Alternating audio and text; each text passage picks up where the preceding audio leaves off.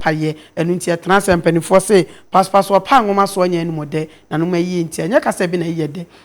ne mu ye ba be di nkomo na so wo yare a ya kire obia odi wani ebe kire eye ban herbal center aso ye na mdofo ye duro aso ye a mia meka to so ate awe we na mo bu sisi mu obu ho ba bia bu dia ene na ban herbal aso ye ene ye de ni kire enya no nko na mnim se biare wo ha de ene obame ya te bibia ene ne da edikan ode hwe ye ndia na wa ye din se de egu fufu so wati me tie bi be me na oho ye de am na do me do ai na se ya na wo sisi you want many age o sa na chese obi ape jimini agodi wo mpe na wo David e musa be na mfata o David se o si ohun ya no ani age ade mai de me hu wana many age said you see host program e edi ujuma we see control panel na ade no ya na ahomka. Okay, Mira, ene eyo kuada srem di kan ye no. Ya betra sisi enya kasa na ye de na egusu aka nkofo. Paso. Yo pangomaso.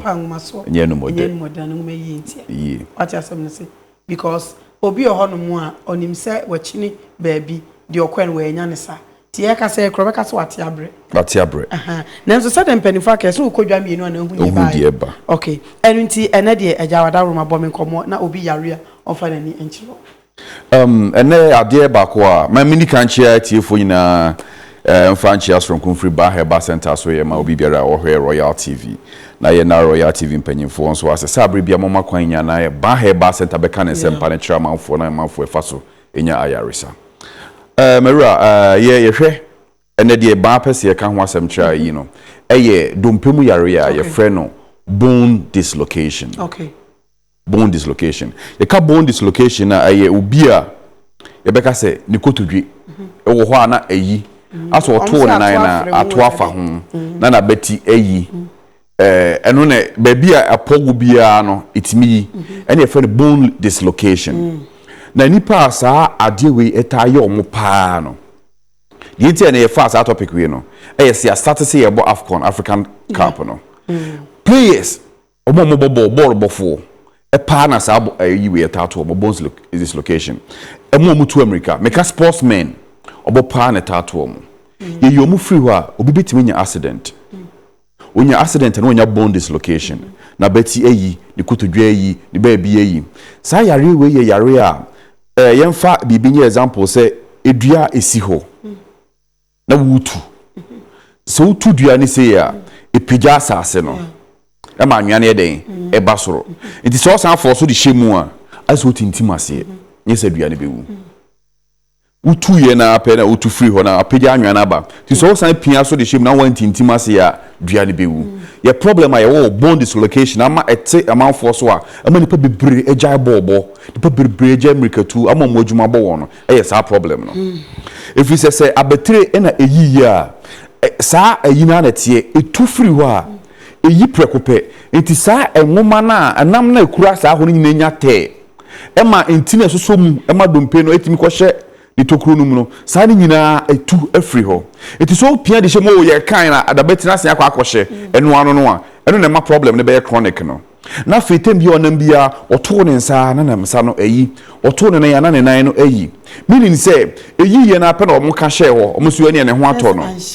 ebetimi ahye obi betimi aka hye ebe hye pepepe se de etie but se de ma example say se otu dua se wodua flowers e wo flower pot mu na utu ase utu free eyi no na say wo san pia hye mu za keke no wantintim ase dua ne bewu enti dompe ni free ba bia ehye no na ye pia hye ho keke na wanu maduro bia ya nkyere no kwan bia so no eno ano na aka ho enti yare na beka ho enti se yedua adua ne bewu but anem di padua na tini kakra so mu ntino emoja ne beko so akwa abade na emum no saa eho no enti de wo na nam na eho nyina enyap te ewum enti se wa ma ba herbal center amenya ama waduro a ebekum saa kuru no etintim eho na se amawa na aka ho na so amfansi ukura nguso no fansi ukura nguso obo na ba wiye no America na otu America tu aba wiye hockey na ba wiye wodwuma wudi a wode bebo obusu na nyame didua o mu no sabre nice aba wiye no ene ne problem ba ko ene ba herbal center se men kan che obi biara so obi biara wa beti eyiyi okotodwe eyiyi anase oba bia wo fo se wonya problem wo nan poso eyiyi a wonya problem ho emma wuntimi nya wadwuma se de ese no ene bra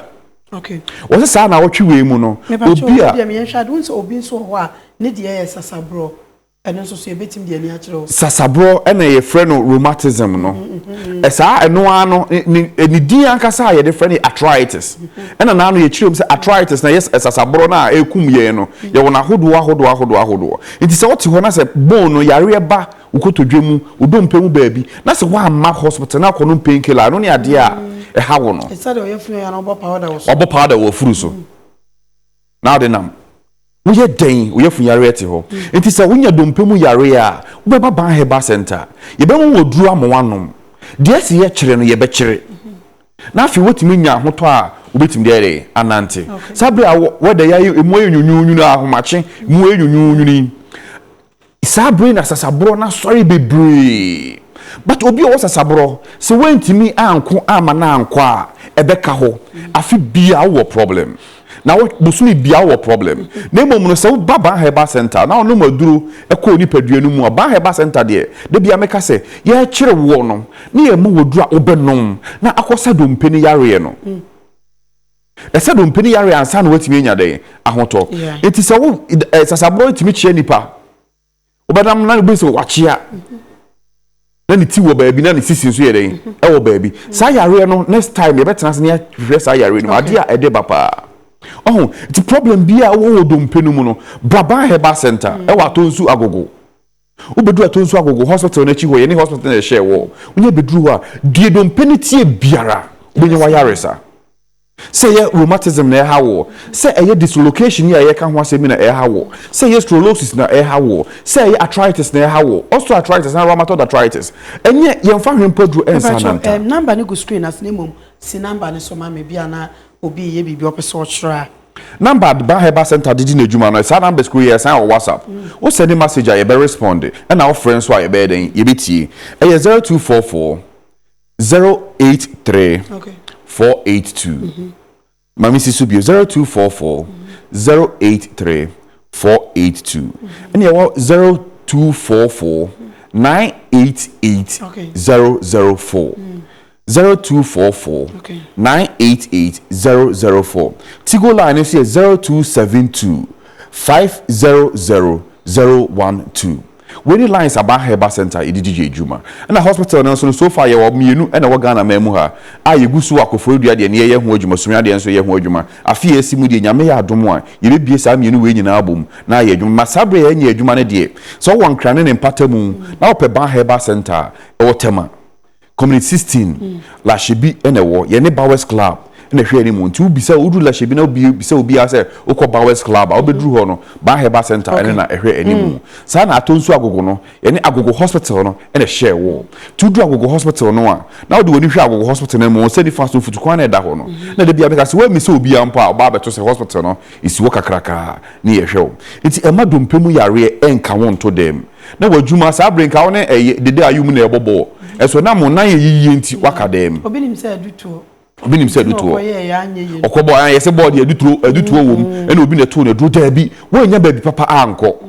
oso ansuo na so ansa ena hunu de mu dro enti de dompeni tie biara no so age no empa ho nkwane se board ya na yo age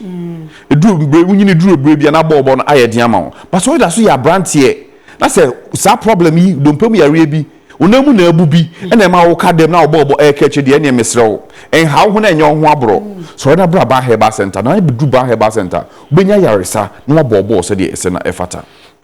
we de na chese emre no enya so numbers no ene good screen na se no enti